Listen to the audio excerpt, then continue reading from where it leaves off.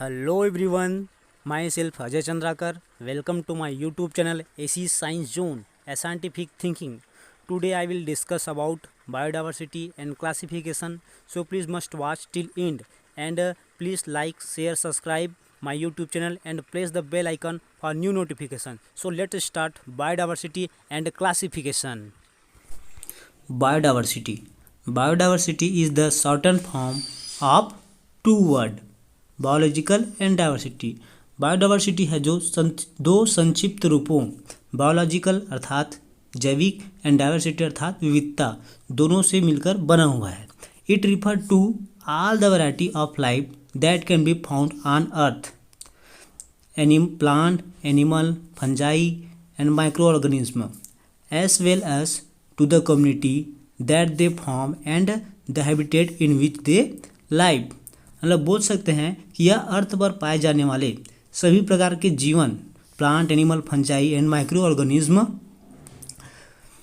साथ ही साथ उन समुदायों के लिए भी है जो वे बनाते हैं और जिस निवास स्थान में रहते हैं अर्थात हैबिटेट कम्युनिटी बनाते हैं और कहाँ आवास में रहते हैं उसे बायोडाइवर्सिटी कहा जाता है। और साथ ही साथ बायोडाइवर्सिटी में यह भी बोला जाता है कि हमारे अर्थ में बहुत सारे प्लांट एनिमल माइक्रो ऑर्गेनिज्म हैं जिसे हम अभी तक से डिस्कवर नहीं किए हैं न तो उनके बारे में हम लोग जानते हैं। तो उनके शेप साइज एक्सटर्नल फीचर में वेरिएशन देखने को मिलता है। तो बोल सकते हैं बायोडाइवर्सिटी में जो वेरिएशन देखने को मिलता है उसे डाइवर्सिटी ऑफ लाइफ कहा जाता है। किसी एक स्पीशीज़ को पार्टिकुलर रूप से हम उसको सेपरेट नहीं कर पाते हैं। सो हमको ये ग्रुपिंग और क्लासिफिकेशन करना बहुत ही अनिवार्य है। तो देखते हैं process of grouping and classification. All the object in a group would have same property. All the object in a group would have same property. We call this same property the property of the group. हम लोग बोल सकते हैं कि समूह की सभी वस्तुओं में कोई गुण क्या होता है, समान होता है। इस या फिर प्रॉपर्टी को हम क्या बोल सकते हैं, प्रॉपर्टी ऑफ द ग्रुप बोल सकते हैं। जैसे कि हम लोग किसी चीज़ को जैसे खेलना है हमको, तो रबड़ की बॉल है या फिर बैट है या फिर रस्सी है या फिर बहुत सारे थिंग्स जो हैं जिसको हम लोग खेलने के लिए उपयोग करते हैं, उसका मेन प्रॉपर्टी क्या है आपका, स्पोर्ट के लिए। तो हम लोग बोल सकते हैं उसी तरीके से बहुत सारे जो एनिमल है प्लांट है सब कुछ में बहुत सेम टू सेम प्रॉपर्टी पाई जाती है जिसके थ्रू हम उसको क्या कर सकते हैं, ग्रुपिंग करते हैं। तो ग्रुपिंग में देखते हैं a group formed on the basis of similarity in any one property is called grouping. किसी एक गुण में समानता या फिर सिमिलरिटी के आधार पर बनाए गए ग्रुप को ही क्या बोला जाता है, ग्रुपिंग या फिर समूहीकरण कहा जाता है। जैसे कि हम एनिमल में देखते हैं तो बहुत सारे एनिमल में सेम प्रॉपर्टी पाई जाती है कि उसमें सेल वाल एब्सेंट रहता है, वो क्या करते हैं अपना भोजन स्वयं नहीं बनाते हैं, तो उसमें बहुत सारी प्रॉपर्टी क्या रहती है, सेम टू सेम रहती है। तो उसी की बेस पे हम उसको क्या करते हैं, ग्रुपिंग करते हैं।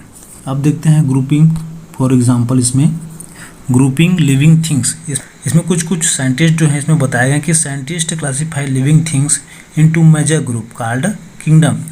अब साइंटिस्ट ने क्लासीफाई किया कि जितने भी लिविंग थिंग्स जो होते हैं उसमें उसका जो मेजर ग्रुप होता है उसको क्या कहा जाता है, किंगडम कहा जाता है। और साथ ही साथ member of each group have certain characteristics है नहीं, तो जितने भी जो मेंबर हैं उसके अलग अलग कैरेक्टर होते हैं। तो फर्स्ट देखते हैं हम किसके बारे में, एनिमल के बारे में देखते हैं।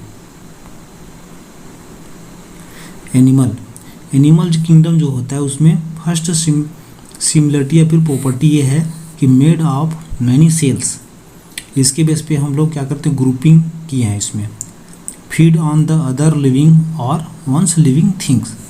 तो देखते हैं जो क्या करते हैं स्वयं तो खाना नहीं बनाते और किस पे डिपेंड रहे, अदर लिविंग थिंग्स पे क्या करते हैं, डिपेंड रहते हैं।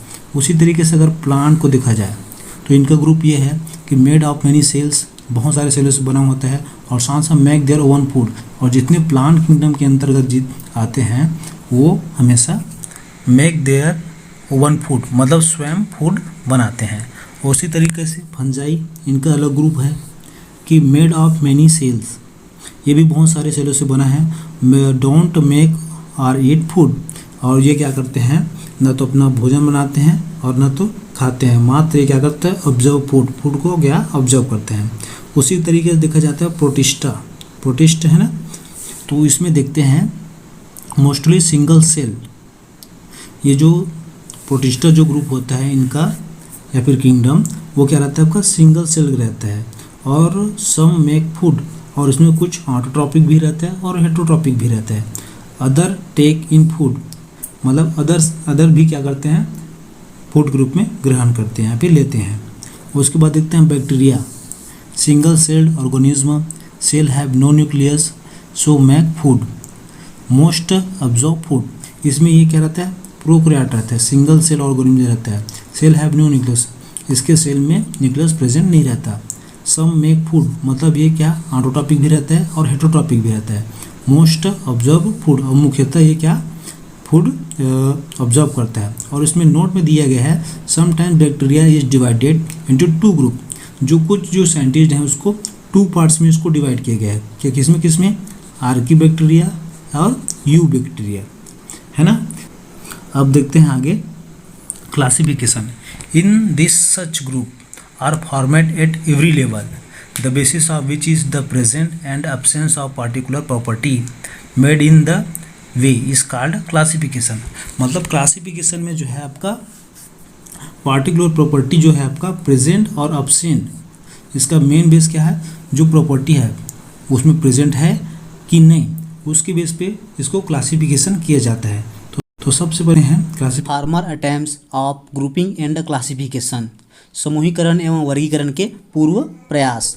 तो फर्स्ट देखते हैं, Aristotle had made attempt toward grouping organism on the basis of their habitat. जो अरिस्टोटल जो थे उन्होंने सबसे पहले जीवों को उनके हैबिटेट, उनके आवास के आधार पर ग्रुपिंग करने का प्रयास किया था। तो जिसमें उन्होंने उसको टू पार्ट्स, एक तो क्या था आपका लैंड और सेकंड क्या था आपका वाटर, इसमें टू पार्ट्स में उसको ग्रुपिंग किया था। उसके बाद आता है आपका सेकंड नंबर पे आता है John Ray an English naturalist try to classify on the basis of their external structure. जो जॉन जो था, उन्होंने एक इंग्लिश नेचुरलिस्ट थे, उन्होंने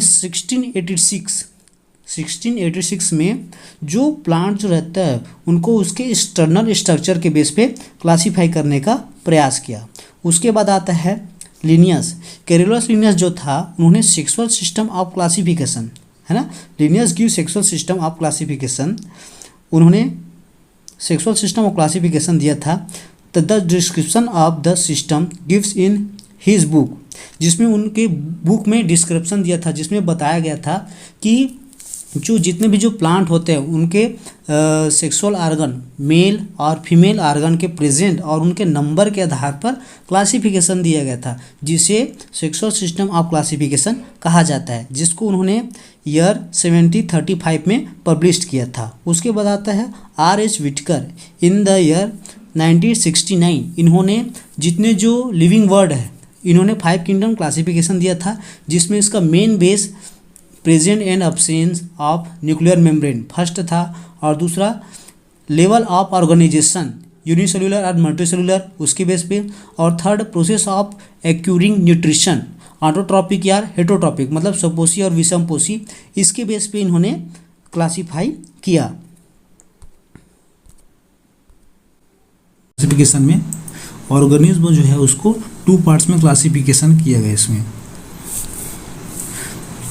फर्स्ट प्रोकैरियोट्स और दूसरा यूकैरियोट्स।